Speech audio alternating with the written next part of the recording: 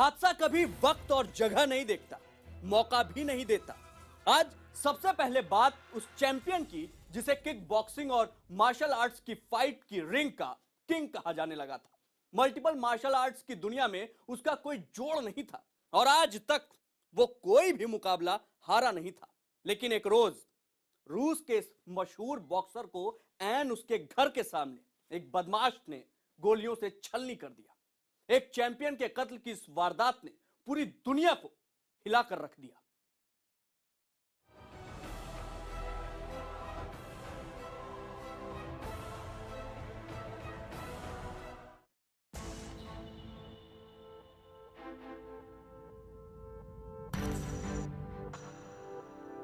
दुनिया की एक शानदार राजधानी,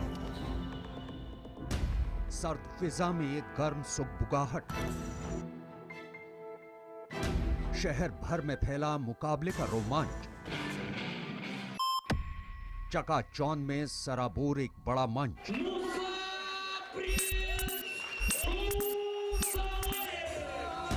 सनसनीखेज मुकाबले के लिए तैयार एक स्टेज,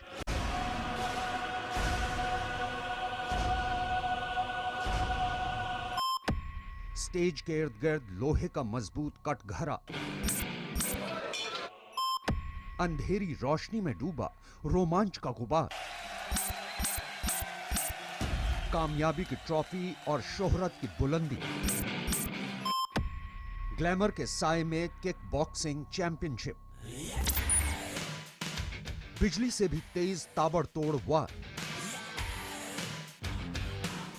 खिताब को चुनौती देने वाले का बुरा हाल और रूस का मूसा मुसालेव एक बार फिर चैंपियन। तारीख 18 नवंबर 2016, जगह न्यू उल्म, जर्मनी।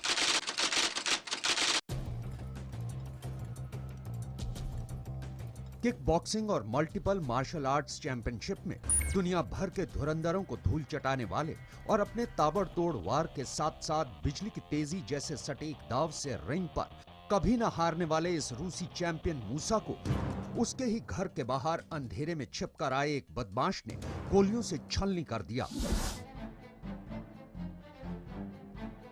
ये वारदात ज्यादा पुरानी नहीं, बीती 18 नवंबर की है, जिसे जर्मनी के एक बेहद शांत कहलाने वाले शहर में उस वक्त अंजाम दिया गया जब सारा शहर बर्फ की तह में करीब करीब पूरी तरह से डूब चुका था। मूसा उस वक्त अपनी कार से कहीं घर लौटे थे और अपनी गाड़ी को घर के पास पार्क कर रहे थे। ऐन उसी वक्त एक नकाबपोश हमलावर ने उन पर हमला कर दिया और मूसा इससे पहले अपनी कार से नीचे उतर पाते हमलावर ने उन पर ताबड़तोड़ फायरिंग कर दी।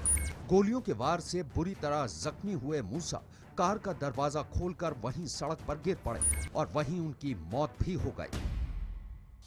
जबकि मूसा पर हमला करने वाला वो काले लिबास वाला हमलावर बड़ी तसल्ली से वहां से टहलते हुए पहले सड़क को पार करता है और फिर तेज कदमों के साथ दो सड़क के बीच खाली रास्ते को पार करके उस सड़क की तरफ चला गया जिस पर रोजमर्रा की तरफ ट्रैफिक अपनी ही रफ्तार से दौड़ रहा था। कत्ल की यह वारदात सीसीटीवी में तो कैद हुई, लेकिन पूरी तरह से नहीं।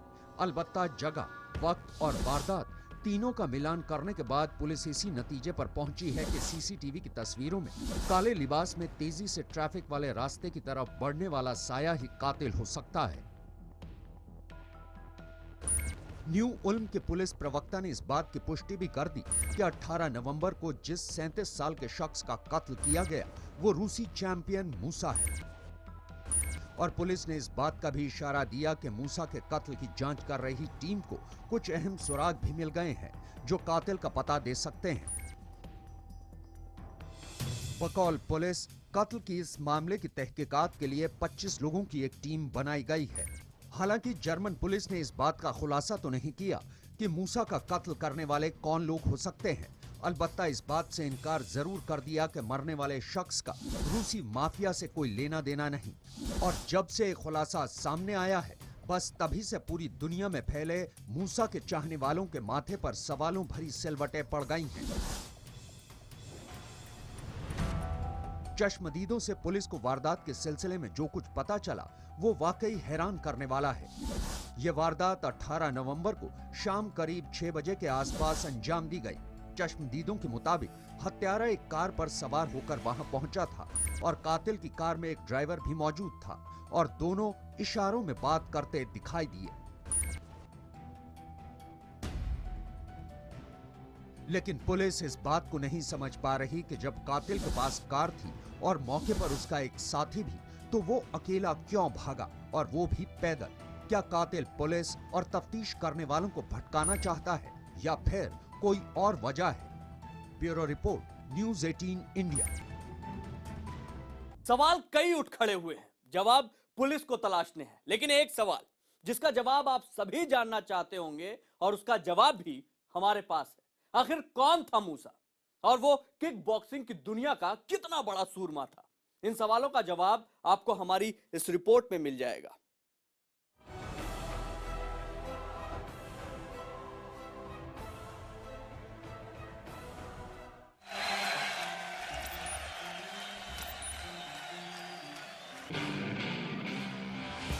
मूसा मुसालीवा और प्रिंस ऑफ तातारस्तान। 37 साल के मूसा का यही था पूरा नाम और यही है उसका तारुफ। किक बॉक्सिंग के साथ साथ मूसा मल्टीपल मार्शल आर्ट्स का भी चैंपियन था। रूस के तातारस्तान इलाके का होने की वजह से खेलों की दुनिया में उसे प्रिंस ऑफ तातार के नाम से भी पुकारा जाता था। लेकिन उसको प्रिंस का खिताब यूं ही नहीं मिल गया था। किक बॉक्सिंग के रिंग में उसके हुनर को देखते हुए इस ताकतवर खेल के चाहने वालों ने मूसा को प्रिंस कहना शुरू कर दिया था और बाद में लोगों के बीच में उसकी यही पहचान भी बन गई थी। खेलों की दुनिया में माना जाता है कि किक बॉक्सिंग में मूसा जैसा तेज और फुर्तीला खिलाड़ी दुनिया ने आज तक नहीं देखा।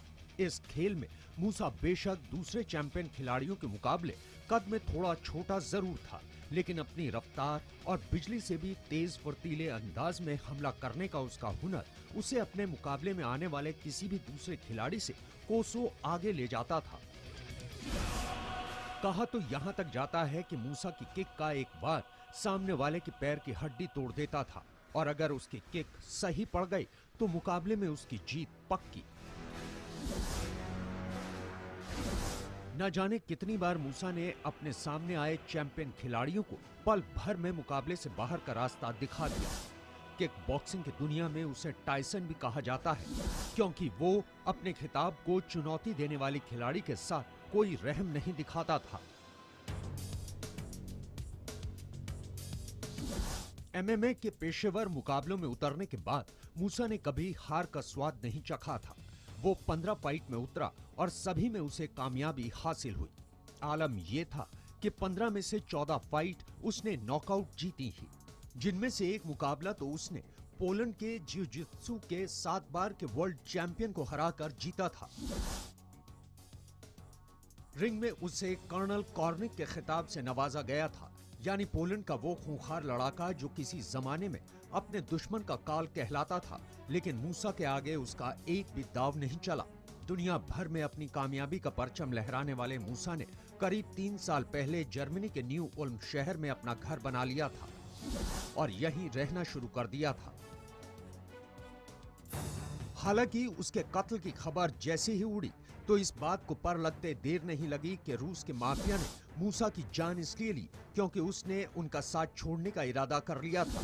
पुलिस ने मूसा के कत्ल को रूसी माफिया से इसलिए भी जोड़कर देखना शुरू किया था क्योंकि महज 7 महीने पहले ही एक दूसरे किक बॉक्सर चैंपियन का ठीक इसी अंदाज में कत्ल किया गया था।